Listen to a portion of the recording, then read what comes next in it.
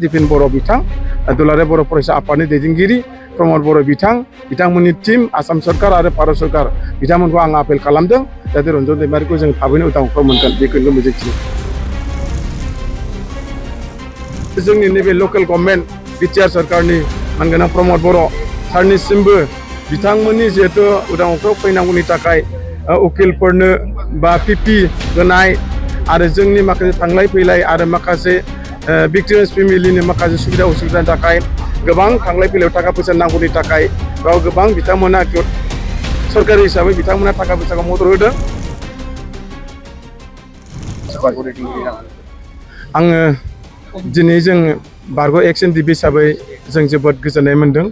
मानो होनबा दिनै जोङो मोनब्रै फ्लेक्सनजों जों ज' लोगो नांनानै मोनसे इउनाइटेड फराम एक्स-NDFB दानानै जोङो सरकारनि माखासे सहाय मददनि गेजेरजों NIA केसआव थानाय 54 जोंनि एक्स-NDFB जिहेतु बर' हारिनि थाखाय जाथिनि थाखाय आखायाव हाथियार लानानै जिहेतु जेल जानाय बे जेल जानाय सेंग्राफोरनि थाखाय जोङो नारा नाथा दुखु खस्थ' सान्दुं अखा हर सान दिनै नाजानायनि गेजेरजों दिनै जोङो थांनाय बे मासनिनो जुलाइनिनो 3 तारिखआव 1 तारिख 2 3 तारिखनिफ्राय जोङो नलबारि तामुलपुराव मोनसे नलबारि जेलाव दंमोन बेखौ जों मोनबोनो हाबाय 10 जन जों मोनबोनो हादों। बेनिफ्राय मैया 17 तारिख मैयानि तारिखआवबो नैबे क'क्राझार जेलनिफ्राय जोङो 12 जन रिलिज जानो हादों मैया।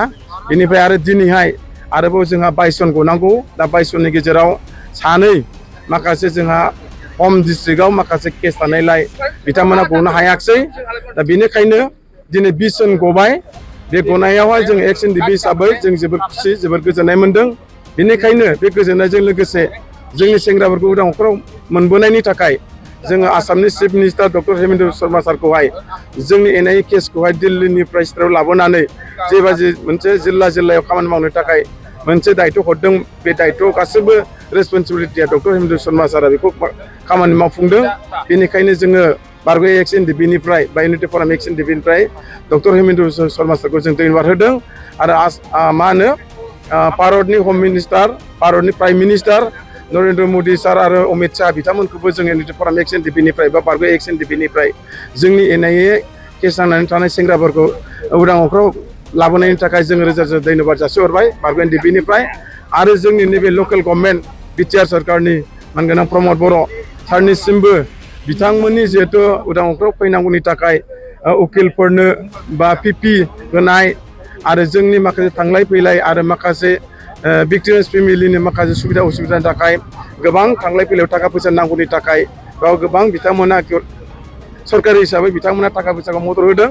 दा बिथांमोननि थाखा फैसा मदद होनायनि थाखाय दिनै बेखिनि साक्सेस महर मोनबाय। बेनिखायनो आङो बेसिकेलि इउनाइटेड फराम एक्स-NDFB प्रमद बर'निसिम आं धन्यबाद हरबाय। ओरैनोथ' एबसु हिसाबै एकर्डआथ' जों एखे समानमोन 2022आव 2020 27 जानुवारियाव दुलाराय बर' फरायसा आफादाबो सागानगिरिमोन। दा जों मिथिनाय हिसाबैबा बे एक्स-NDFBनि माखासे खामानिखौ मावनो थाखाय दिपिन बर' बिथाङाबो बहुत दायित्व दङमोन जों मिथिगौ। बेनिफ्राय गबिन्द बसुमतारी दायित्व दंमोन बेनिफ्राय फेरेंगा बसुमतारी दायित्व दंमोन।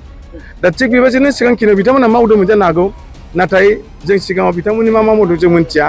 खिन्थु जेब्लाना एक्स-NDFB इउनाइटेड फराम जन्म जादों थांनाय 2022नि 21 अक्ट'बराव बे एक्स-NDFB इउनाइटेड फरामा जेब्ला दाफुंना लानो हायो बे समनिफ्राय जोङो सरकारजों बिटिआर सरकारजों ज' जों खामानि मावदोंमोन। बे समाव दिपिन बर' बिथांमोना जोंजोंबो खोब क्ल'सआव थानानै खामानि मावदोंमोन आरो मोजां दुखु सुखु रायलायना खामानि मावदोंमोन मोजां हेल्प होदोंमोन। खिन्थु गेजेराव जों एसे कमिउनिकेसन गेप्स जादों। अब्लाबो जों बेखौ फोथायदों बिथांमोनाबो नैबे दानि जेसेबांनाखि एक्स-NDFBनि NIA केसआव नांनाय थानाय दिनैनिफ्राय दाख्लैनिफ्राय जितु गबोबाय थानाय बेखिनियाव हयथ' बिथांमोनाबो डाइरेक्टलि नङाबा हयथ' इनडाइरेक्टलि बिथांमोना हयथ' मदद खालामदों आं बेखौ मिथिगौ। दा बेनिखायनो आं बिथांमोनखौबो धन्यबाद होदों। दा बेजों लोगोसे जोंहा आरोबाव जोंहा फाउन्डार प्रेसिडेन्ट रन्जन दैमारि सार दङ CBI केस बे सुप्रिम कर्टआव दङ। दा बेनिखायनो बे सुप्रिम कर्टनि जितु केसखौबो जेरैहाय NIAनि केसखौ दिनैहाय जोंहा 54 लिडार आरो केडारफोरखौ जों बर'नो हाबाय आरो गसिगोन माखासे गनो थांगासिनो दङ। दिनै बिसिनाराव दंबावो तेजपुराव दंबावो बेखौ हयथ' 22 तारिखनि गेजेराव जों मावफुंनो हाबावगोन।